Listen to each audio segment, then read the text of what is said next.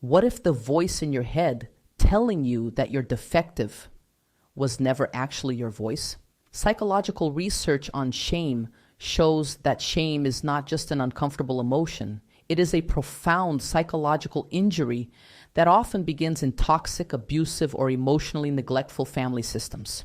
And unlike guilt, which says, I did something bad, shame says, I am bad, I am flawed, I am unlovable. For a child trapped in a dysfunctional family, this belief becomes a survival mechanism. Because if a child fully realizes that the people responsible for protecting them are unsafe, cruel, neglectful, or emotionally immature, the world suddenly becomes terrifying. So the child's mind unconsciously creates a safer explanation. My parents are good, I am the problem. And this is where chronic shame is born. The child learns that if they can just become quieter, more perfect, less emotional, less needy, more useful, maybe they can finally earn safety and love. In emotionally neglectful homes, shame develops differently, but cuts just as deep. When a child's feelings, needs, or existence are constantly ignored, the child internalizes a devastating message. My needs do not matter. I am too much. My existence is a burden. Over time, the external criticism becomes internalized. The abusive family system moves into the mind itself.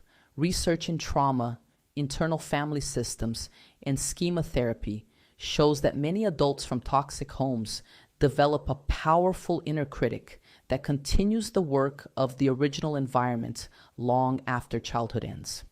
The abuse no longer has to happen externally because the mind learns to attack itself first. And this shapes adult life in painful ways. Some people become chronic people pleasers who abandon their boundaries to avoid rejection and shame.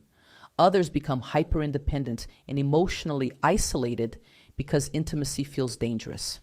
Many struggle with imposter syndrome, self-sabotage, chronic anxiety, depression, addictions, autoimmune illnesses, or shame spirals triggered by even tiny mistakes.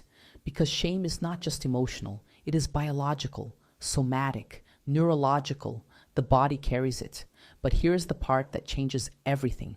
Modern trauma therapy shows that shame cannot be healed through self-hatred or intellectual insight alone. Because shame was created in relationships. And relational wounds require relational healing. Healing begins when a person realizes that the shame never belonged to them in the first place. It was an inherited burden passed down by wounded people who could not face their own pain.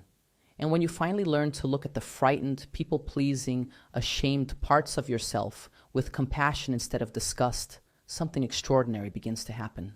The nervous system softens. The inner war quiets.